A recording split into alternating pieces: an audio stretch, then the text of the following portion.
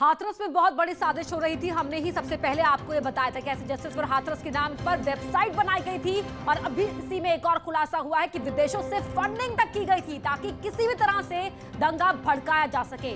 दंगे भड़काने के लिए 100 करोड़ की फंडिंग की तैयारी थी। ईडी की शुरुआती जांच में बड़ा खुलासा हुआ है। मॉरिशस से 50 करोड़ की फंडिंग की गई।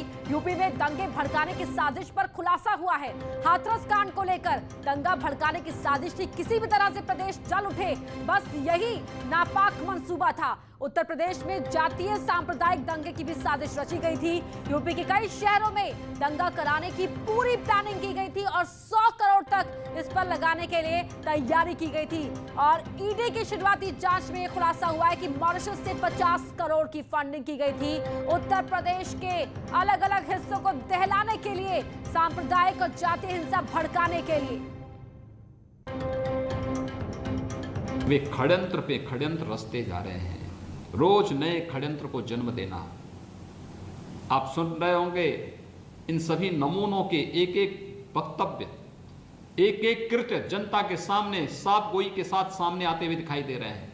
कोई कह रहा है फलानी जगह हम दंगा कराएंगे जाति के आधार पर, कुछ लोग उधर से मरेंगे, कुछ लोग इधर से मरेंगे, हमारे नेता आएंगे उसके बाद जाकर के राजनीति करेंगे। यानी एक गरीब की लाश पर राजनीति करने वाले इन चेहरों को पहचानिए तो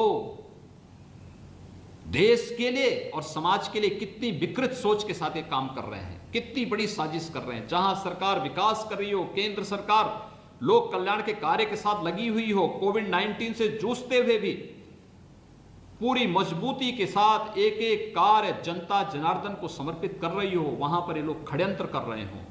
किसी की साजिश को सफल नहीं होने देंगे, किसी गरीब के भविष्य के साथ खिलवाड़ करने की इजाजत किसी को नहीं देंगे।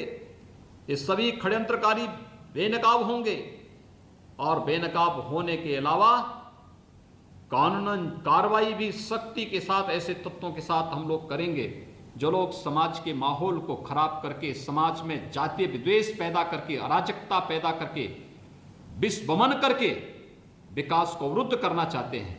ये विकास अवरुद्ध नहीं होगा। वो खुद कह रहा है कि राहुल गांधी आएंगे, वो खुद कह रहा है कि किस प्रकार से पूरा का पूरा माहौल सौहार्द बिगाड़ने का पूरा प्लान था। आप दो इधर से मरेंगे, दो उधर से मरेंगे, इस तरह का उसका वक्तव्य है।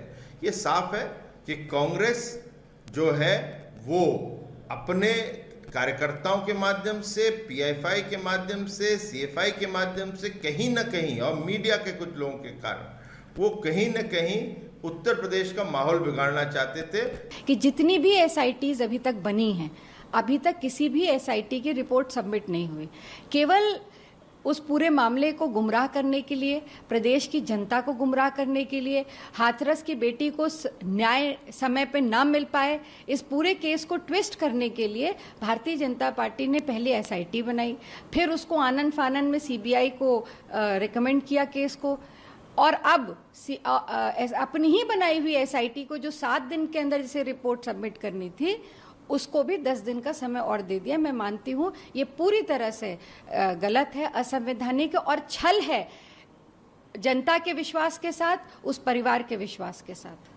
गलत कामों के लिए अगर इंटरनेशनल फंडिंग हमारे देश के अंदर में आ रही है तो ये जिम्मेदारी सरकार की होती है, ये सरकार के तंत्र की जिम्मेदारी होती है कि इस तरह की फंडिंग हमारे देश में आने के पहले उसका पता लगा ले। अगर सरकार का तंत्र ये पता लगाने में नाकाम होता है समय से पहले तो हमारे देश के लिए, हम सब के लिए चिंता का विषय होता है कि सरकार का तंत्र फेलियर है। सुर्खियां आती जा रही हैं। पहले मामला लगता था कि ये रेप कांड है और एक रेप है और जिसके पीछे विपक्षी दल जा रहे हैं, पर धीरे धीरे वहां जो गुत्थियां सुलझ रही हैं, जो वीडियो वायरल हो रहा है, जो वेबसाइट आ रही हैं और जो पीछे विदेशी फंडिंग के मामले लगातार खुलते जा रहे, इससे लगता है कि एक देशद्रोही साजिश है। ऐसी तमाम शक्तियां उस मामले में पीछे लगी जो देश में विघटन कराना चाहती, जाति दंगे कराना चाहती, जाति विद्वेष फैलाना चाहती, और इसमें वो पार्टियां हैं जो उत्तर प्रदेश और देश में यहाँ की जनता के द्वारा हाशिए पे लगा दी गई हैं। मुझे लगता है कि जांच में दूध का दूध और पानी का पानी हो जाएगा और इन विपक्षी दलों में भी यदि साजिश में दोषी पाया गया तो राजनीतिक चरित्र कितना नीचे गिर चुका है इन पार्टियों का सत्ता हथियाने के लिए। चाल चरित्र और चेहरा इन विपक्ष का, कांग्रेस का और विपक्षी पार्टी जिनका भी नाम आएगा कि वो मिले हुए थे इस दुष्चक्र में देशद्रोही ताकतों से, उनके चेहरे पर्दाफाश हो जाएंगे। आज जांच रिपोर्ट देनी थी, लेकिन सरकार के द्वारा 10 दिन का समय और बढ़ा दिया गया।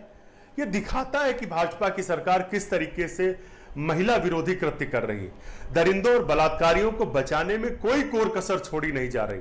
शुरुआत से आप देखें तो एफआईआर में देरी। कमाल उत्तर प्रदेश की सरकार है, कोई भी काम समय सीमा के अंदर पूरा नहीं कर पाती है। हाथरस केस में 7 दिन के अंदर में एसआईटी को जांच पूरी करके देनी थी, जो नहीं दे पाई, अब 10 दिन का समय और मांग रही है। इसके मतलब सरकार और प्रशासन के बीच में कहीं ना कहीं कोई तो समस्या है, और यह समस्या उत्तर प्रदेश की जनता के लिए ज्यादा चिंता का विषय है।